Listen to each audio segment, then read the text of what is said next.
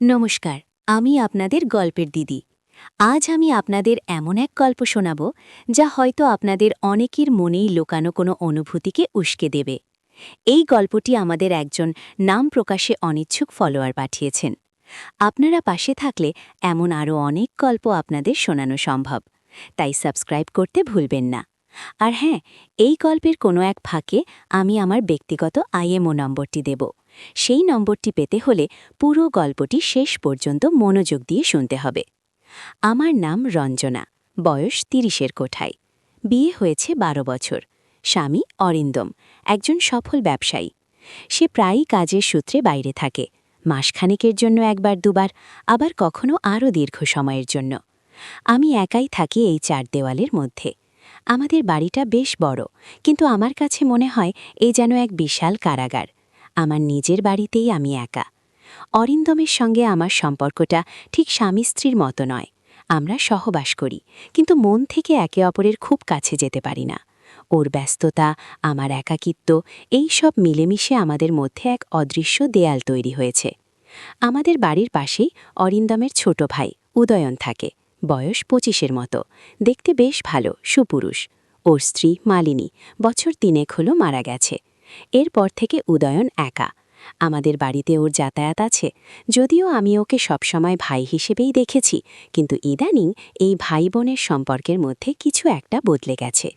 সবকিছু শুরুটা হয়েছিল প্রায় ৬ মাস আগে। অরিন্দম তখন ১ মাসের জন্য কানাডা গিয়েছিল। আমি একা। প্রতিদিন একই রুটিন, সকালে ওঠা, চা, খবরের কাগজ, তারপর টুকিটাকি কাজ। দুপুরে খাওয়া, তারপর ঘুম, আর তারপর আবার সন্ধ্যা রাত।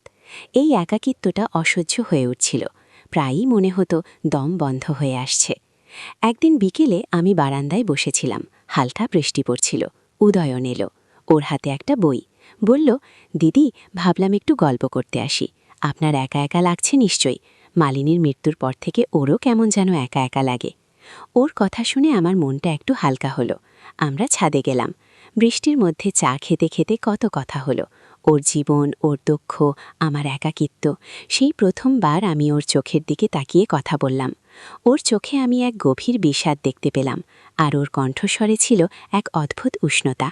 এরপর থেকে উদয়ন প্রায়ই আসত, কখনো গল্পের বই নিয়ে, কখনো বা এমনি।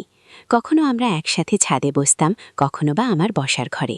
অরিন্দমের অনুপস্থিতিতে ওর এই আশাটা আমার কাছে এক নির্ভরতা হয়ে দাঁড়ালো। কিন্তু আমার মনে এক অজানা ভয়ও জন্ম নিচ্ছিল। আমি কি ঠিক করছি? এই আসা যাওয়া কি অন্য কোনো দিকে মোড় নিচ্ছে? নিজের মনেই প্রশ্ন করতাম। একদিন, সেদিন ছিল শুক্রবার, অরিন্দম বিদেশ থেকে ফোন করেছিল। বলেছিল ওর ফিরতে আরও ২ সপ্তাহ দেরি হবে। ফোনটা রেখে দিয়ে মনে হলো আমার ভেতরটা ফাঁকা হয়ে গেল। ঠিক তখনই দরজায় কড়া নাড়ার শব্দ। দেখি উদয়ন দাঁড়িয়ে, মুখে এক মিষ্টি হাসি।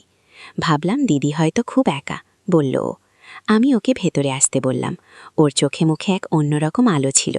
সেদিনের আবহাওয়াটা ছিল অন্যরকম। ঝিরিঝিরি বৃষ্টি, বাতাসে ভেজা মাটির গন্ধ। বসার ঘরে আমরা দুজনে, টেবিলের ওপর রাখা চায়ের কাপ।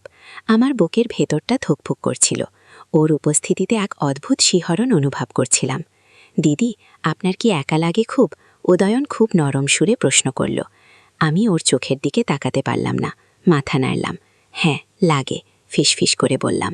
আমারও লাগে, বলল উদয়ন। তারপর কিছুক্ষণ চুপ থেকে বলল, কিন্তু আপনার পাশে থাকলে কেমন যেন সব ঠিক হয়ে যায়। ওর কথা শুনে আমার ভেতরটা কেঁপে উঠল। এই অনুভূতিটা আমার নতুন। এই টানটা আমার কাছে অচেনা। এই আকর্ষণের পেছনে কি আছে? শুধু একাকিত্ব, নাকি আরও গভীর কিছু? হঠাৎ উদয়ন আমার দিকে ঝুঁকে এলো। ওর নিঃশ্বাস আমার মুখে এসে লাগছিল। আমার মনে হচ্ছিল সময় যেন থমকে গেছে। আমি চোখ বন্ধ করে ফেললাম। এই মুহূর্তে আমার মনে কোনো ভয় ছিল না, ছিল শুধু এক তীব্র আকাঙ্ক্ষা। ওর শরীরের উষ্ণতা, ওর পারফিউমের গন্ধ, সব আমাকে আচ্ছন্ন করে ফেলছিল। দিদি, ওর গলার স্বর আমার কানের কাছে ফিসফিস করে উঠল। আমি চোখ খুললাম। ওর চোখে এক গভীর ভালোবাসা, আর একই সাথে এক তীব্র কৌতূহল। আমি জানি আমি ভুল করছি, কিন্তু আমার মন তখন আমার নিয়ন্ত্রণে ছিল না। এই নিষিদ্ধ আকর্ষণের হাত থেকে নিজেকে বাঁচানো অসম্ভব হয়ে পড়েছিল। উদয়ন আলতো করে আমার হাতটা ধরল। ওর হাতের স্পর্শে আমার সারা শরীরে যেন বিদ্যুৎ খেলে গেল। এই প্রথম আমি অন্য কোনো পুরুষের স্পর্শে এমন অনুভব করলাম। ওর হাতটা আমার গালে রাখল, আমার মুখের ওপর পড়া চুলগুলো সরিয়ে দিল। ওর আঙুলের স্পর্শে আমার মন ভরে উঠল এক অজানা শিহরণে। আপনার অজান্তেই, বলল উদয়ন, আপনি আমার জীবনে কতখানি। কথাটা শেষ করতে পারল না। আমি জানি আমি কি বলতে চেয়েছিল, আর আমিও কি অনুভব করছিলাম। ওর এই আকস্মিক সান্নিধ্য, ওর উষ্ণ স্পর্শ সব আমাকে এক নতুন জগতে নিয়ে যাচ্ছিল, যেখানে কোনো নিয়ম নেই, কোনো বাধা নেই, শুধু আমরা দুজনে।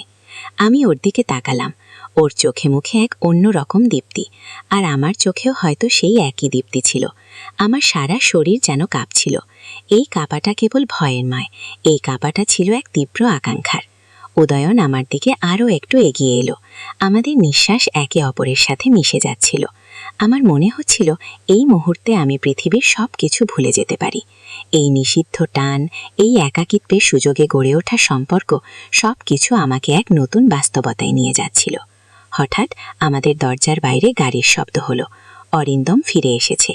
আমার শরীর হিম হয়ে গেল। উদয়নও চমকে উঠল। দুজনেই একে অপরের দিকে তাকালো। আমাদের চোখে মুখে এক অজানা ভয়, কিন্তু সেই ভয়ের মাঝেও আমি এক অদ্ভুত উত্তেজনা অনুভব করছিলাম। এই রাতটা কি এখানেই শেষ হয়ে যাবে, নাকি? আমি জানি না কি হবে। এই মুহূর্তে আমার ভেতরটা তোলপাড় করছে। একদিকে ভয়, অন্যদিকে তীব্র আকাঙ্ক্ষা। অরিন্দম এসে গেছে। আমি আর উদয়ন কি করব? যদি আপনারা জানতে চান এরপর কি হলো, তাহলে অবশ্যই কমেন্ট করে জানান। আর হ্যাঁ, দ্বিতীয় পর্ব শুনতে চাইলে অবশ্যই সাবস্ক্রাইব করুন। আমার IMO নম্বরটি পাওয়ার জন্য, পুরো গল্পটি মনোযোগ দিয়ে শোনার জন্য ধন্যবাদ। পরবর্তী পর্বের জন্য অপেক্ষা করুন।